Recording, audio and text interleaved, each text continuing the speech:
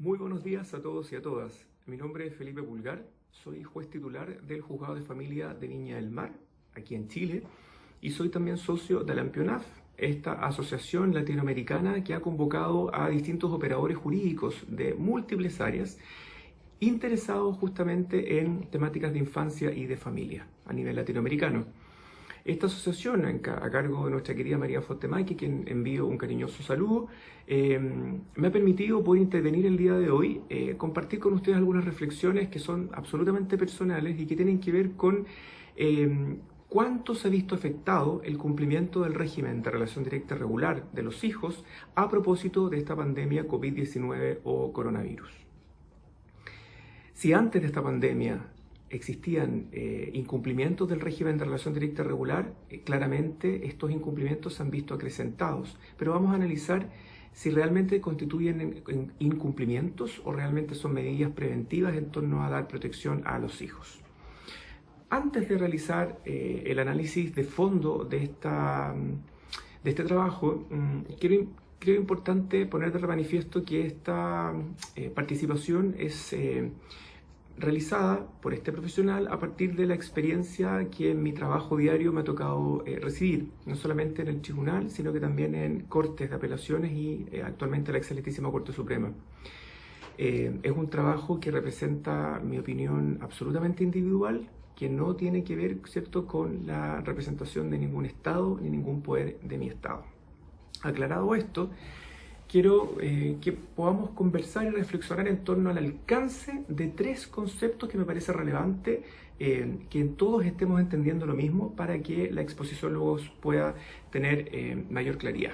El primer concepto es justamente el concepto de régimen de relación directa y regular, o régimen de comunicación, o régimen de relacionamiento, o régimen de visitas. Como sabemos, los hijos tienen el derecho y los padres, por tanto, la obligación de contactarse y los padres de facilitar este contacto de los hijos con todos los padres con el que ellos no vivan, incluso con la familia de esos padres con el que ellos no convivan, porque se entiende claramente que los niños tienen derecho a participar de su historia y su historia está conformada no solamente con o por la historia del progenitor con el que ellos viven, sino que con la historia del otro padre, con la historia de la familia extensa. Los niños tienen derecho a formar una relación de primos, de nietos, de sobrinos, etc. ¿Sí? Este régimen de relación directa regular recibe este último nombre justamente a propósito de la Convención sobre Derechos del Niño, que de alguna forma, junto con intentar proscribir el concepto de objeto de protección y reemplazarlo por el de sujeto, ¿cierto?, de derecho, nos llama también a hacer carne este cambio a propósito de distintas instituciones como son justamente el antiguo régimen de visitas, en donde el padre con el que el niño no vivía tenía derecho a, como dice su palabra, visitarlo, es decir, concurrir un día y una hora determinada, golpear la puerta donde el niño vivía, saludarlo, etcétera, involucrarse muy tangencialmente a las actividades del niño y luego retirarse y perderse todas las experiencias del niño hasta el próximo espacio de visitas. Hoy día la idea es entender que esto tiene que ser necesariamente ampliado porque los niños tienen derecho a poder relacionarse, interrelacionarse con sus padres y con sus familias, no solo en un espacio o momento determinado de una semana, sino que constantemente. Si los niños no viven con su padre, por ejemplo, tendrán derecho a que éste pueda llevarlos al colegio en la mañana, poder involucrarse en las reuniones de apoderados, que los pueda llamar durante la tarde, etcétera, para que la ausencia o la separación de los progenitores, es decir, del mundo adulto, afecte lo menos posible la estabilidad de nuestros hijos, ¿sí? Por lo tanto, hoy día el llamamiento es a sindicar, ¿cierto?, este derecho del niño a un relacionamiento directo y regular. ¿Por qué directo? Porque no tiene que ser interferido por ninguna persona, tiene que ser contacto cara a cara con el padre no custodio. ¿Y por qué regular? Porque la idea es que esto sea constante, permanente en el tiempo, volviendo justo a la idea que acabo de señalar, en términos que ojalá la separación del mundo adulto no afecte o lo haga lo menos posible a la estabilidad de los hijos. Un segundo concepto que es relevante destacar tiene que ver con el concepto de padre custodio. El progenitor custodio es aquel a cuyo cargo se encuentra el hijo, aquel a quien está entregado por ley o por una resolución judicial o por acuerdo a las partes, dependiendo de la ley del Estado en el que nos encontremos, el deber de cuidar a nuestros hijos, ¿cierto? Lo que se conoce en algunos países como la custodia, la patria potestad o en Chile el cuidado personal. Este progenitor custodio, por lo tanto, con el que el niño vive y a cuyo cargo se encuentra, no es el propietario del hijo. Muy por el contrario, es el principal llamado y convocado a ejercer de manera efectiva los derechos de su hijo. De forma tal que es el principal llamado a transar, es el principal llamado a convocar al otro padre a hacerse parte, ¿cierto?, de la vida, de la historia del hijo. Es el principal convocado a que el otro padre no esté ausente, a dejar, como se dice, todo en la cancha para que el niño note lo menos posible la separación de sus padres. Y que el día de mañana no sea el niño quien ocupe el discurso de que por tu culpa yo no pude relacionarme con el otro, sino que este padre custodio haya realizado todo lo posible y lo que esté dentro de sus manos para que el otro padre se involucre en las decisiones del hijo, dándole el espacio y también permitiéndole que él pueda opinar, generar debate y poder construir decisiones más o menos unificadas.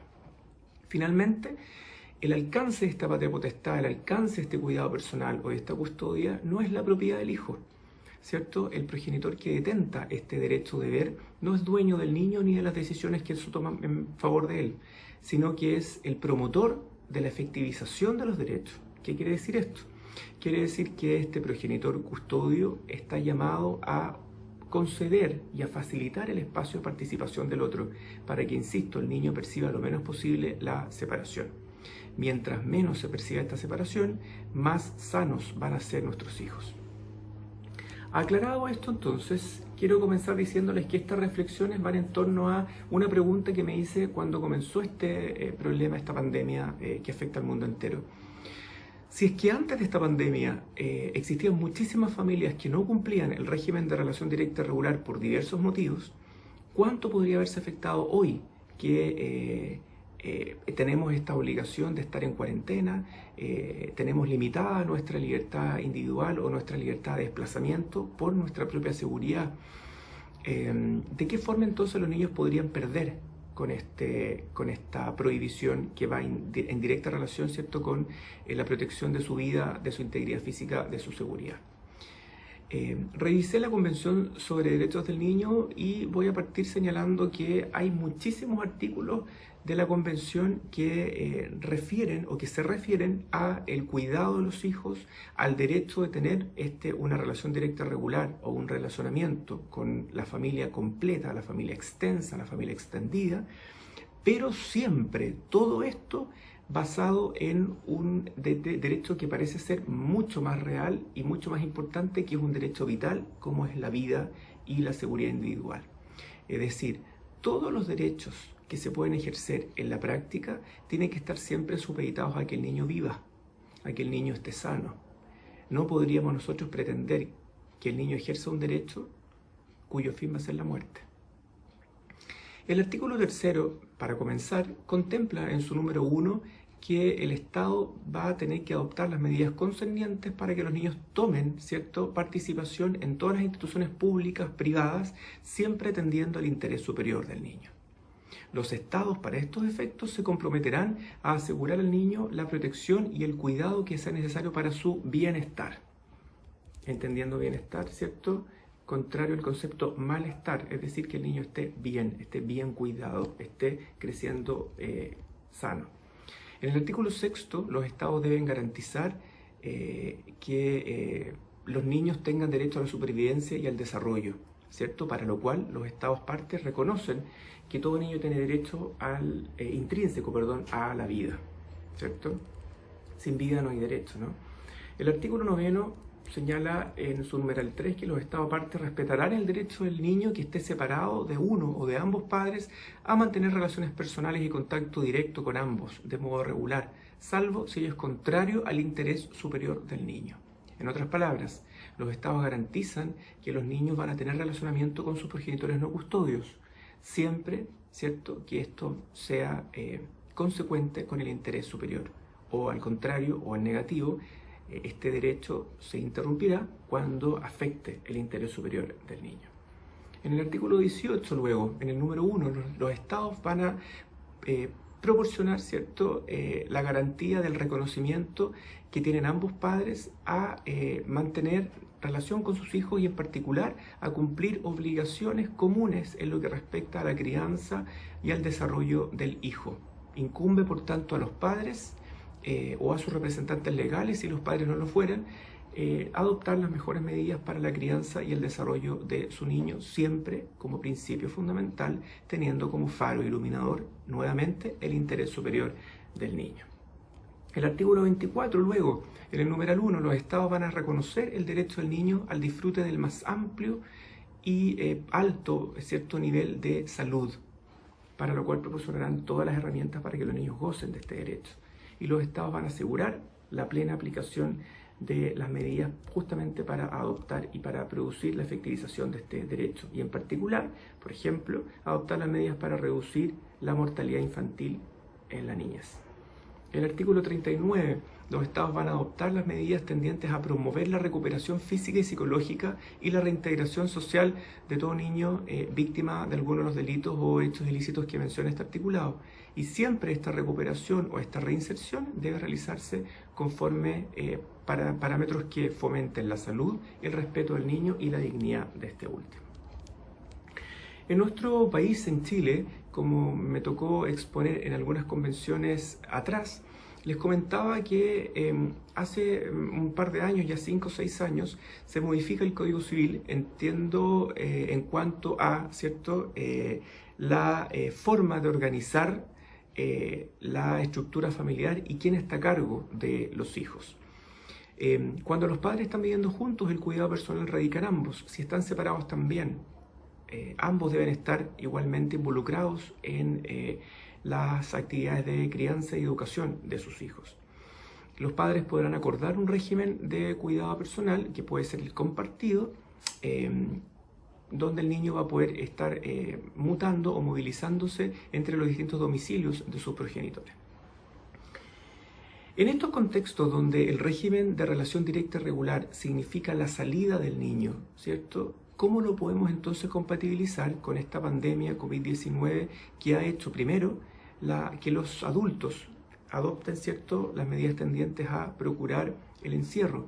Porque los estados mayoritariamente han delimitado o han limitado, ¿cierto?, la libertad de movimiento o la libertad de desplazamiento. En otras palabras, si estatalmente está prohibido salir de la casa, ¿cómo podríamos incumplir esta obligación estatal como ciudadanos del Estado para efectos de cumplir una relación directa y regular? Pareciera lógico entender que la relación directa y regular de los niños con sus padres no custodios no debiese interrumpirse. Pero podríamos estar en condiciones de afirmar, y lo pregunto, que este derecho a relación directa y regular está por sobre el derecho a la salud o a la integridad o a la seguridad. Mi opinión es que no. Considero que el contexto de esta relación directa y regular debe realizarse en un contexto seguro que no exponga al niño a un riesgo.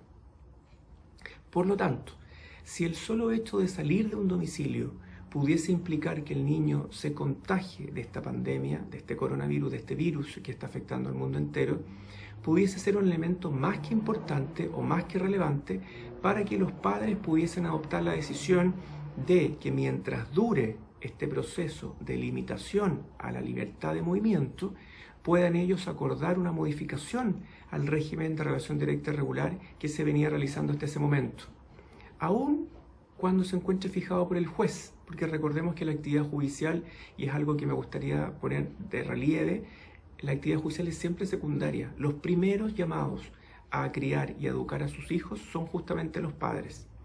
Y cuando esta educación vulnere derechos del niño, puede entrar el Estado. ¿Sí? El Estado más bien como un ente sancionador, pero no como un ente criador. La facultad de crianza y la obligación de criar a los hijos es, en particular y en primera instancia, responsabilidad de los padres. Y tanto la Convención como las leyes nacionales de nuestro continente han pensado siempre que los padres son suficientemente y están en condiciones de plena capacidad para cuidar a sus hijos, de forma tal que les darnos a una posición de fiscalización o de control.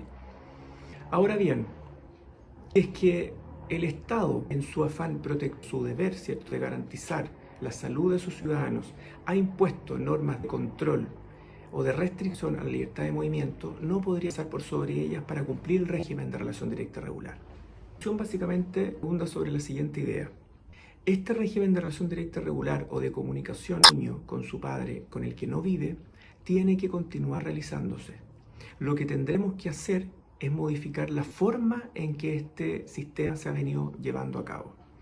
Si hasta antes del inicio de esta pandemia los niños salían todos los fines de semana con el padre, podrán salir no por decisión del adulto custodio. Por lo tanto, ya no es un incumplimiento de régimen, sino que es por decisión estatal. Dicho de otra forma, aquí hay una decisión del adulto de que el niño salga o no salga.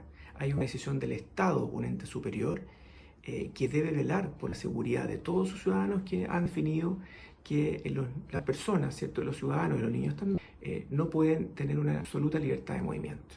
Entonces, si hasta antes del inicio de la pandemia los niños tenían que ver, a su ejemplo, todos los fines de semana, y hoy día eso es riesgoso para su vida, evidentemente el régimen no tiene que suspenderse, sino simplificar la forma en que lo vamos a llevar a cabo.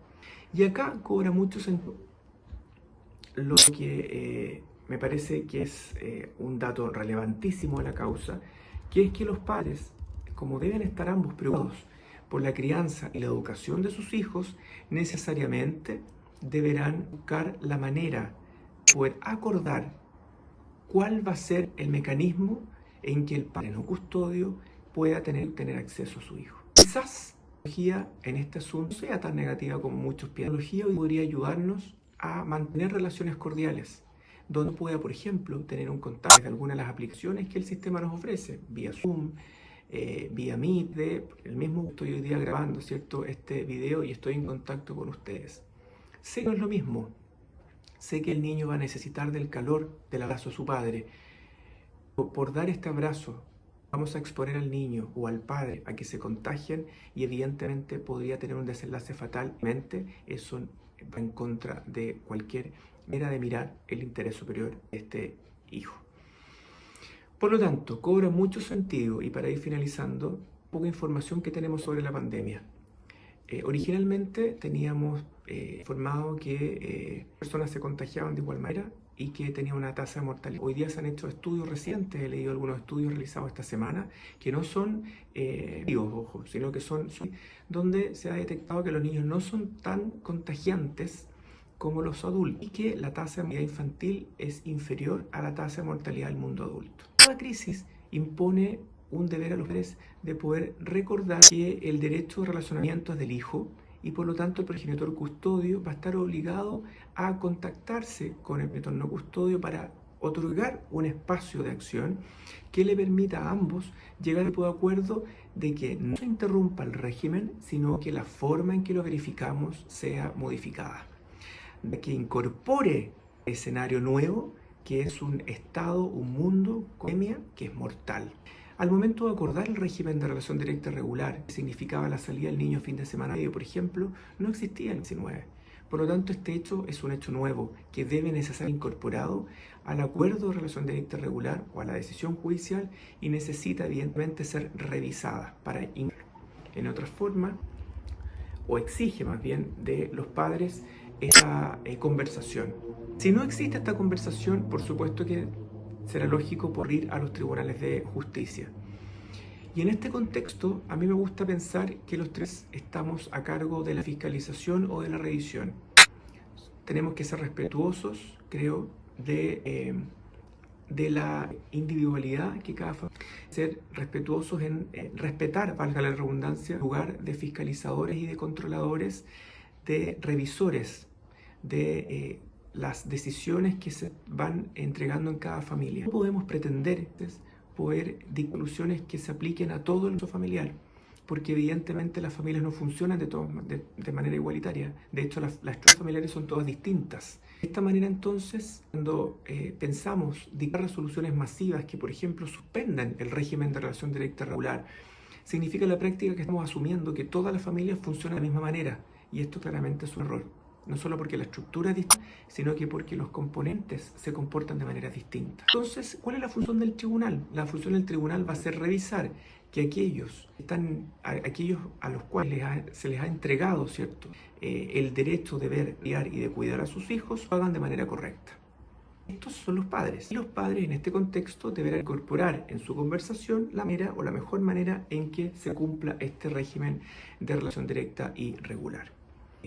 El tribunal no debiese actuar de oficio suspendiendo el régimen, sino que, insisto, este es un espacio tremendo que la familia puede ocupar para lograr demostrarle al niño que, a pesar de la distancia física y a pesar de tener domicilios distintos, los padres siguen o dejando de lado sus intereses individuales, sus discusiones, sus ideas, y a par de ellas vuelven a contactarse, vuelven a comunicarse y a sentarse a conversar como una familia que son, justamente están mirando más que su interés individual, el interés de este hijo común.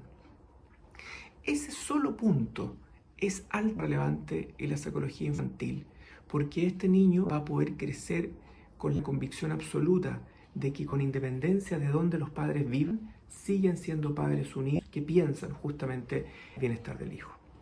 Conclusiones finales. La pandemia ha afectado al mundo entero y hay muy poca información de lo que ha ocurrido y probablemente de lo que va a ocurrir. Este es un hecho que debe ser incorporado a todos los ambientes familiares, incluso el régimen de relación directa que los niños tengan con sus progenitores o custodios. Al momento de fijarse el régimen que se venía aplicando, no existía esta pandemia. Por lo tanto, es necesario que este acuerdo o esta sentencia judicial deba ser revisada, incorporando evidentemente la situación del COVID-19. Que un padre custodio, padre o madre, impide que el niño salga, muchas veces no es decisión de él, sino que es la obligación, la decisión del Estado. Por lo tanto, no es un régimen de relación directa regular el no permitir que el niño salga, ¿sí? Es un incumplimiento del régimen de relación directa regular impedir que un niño salga sin fundamentos, contraria o injustificada. Y parece ser que el fundamento de la justificación existe y es suficiente. De esta forma, entonces, el incumplimiento podría estar en que, acordado este nuevo régimen de relación directa regular, post conversación de los padres, primeros convocados a decidir por la vida del hijo, incorporar el COVID-19 como parte de la historia del mismo niño, ¿cierto? El padre, a cargo de la crianza y educación, define incumplir este nuevo acuerdo. Evidentemente, ahí deberá ser sujeto a sanciones que cada Estado contemple. Por lo pronto, el llamamiento a los padres es a discutir, a conversar y a no interrumpir el régimen, que a modificar la forma en que éste es ejercido. Pensemos siempre en que los hijos, a diferencia de lo que se pensaba en la edad, los hijos no son una propiedad de uno, no son una cosa, no son un mueble. Son personas que escuchan, que miran, que sienten. Ellos están observando cómo los comportan. Y en la medida en que ellos vean la mayor sincronía entre los padres, por supuesto, más estable va a ser el paso por esta lamentable crisis. Les agradezco muchísimo su acción y, por supuesto, los dejo dados a continuar participando en esta maravillosa asociación que permite mantenernos comunicados constantemente y a seguir creciendo y fortaleciendo nuestros conocimientos en materia de infancia y de familia. Un abrazo a todas y todos, y que esta pandemia COVID-19 sea un espacio para crecer, no quedarnos detenidos en lo que hemos perdido, sino que pensemos en lo que hemos ganado. Mayor cercanía con nuestras familias, dejar los celulares de lado para la cena, vivir, aprender a transar. Y que evidentemente somos más fuertes de lo que pensamos, por supuesto que podremos salir. Un abrazo cariñoso, que tengan un buen día.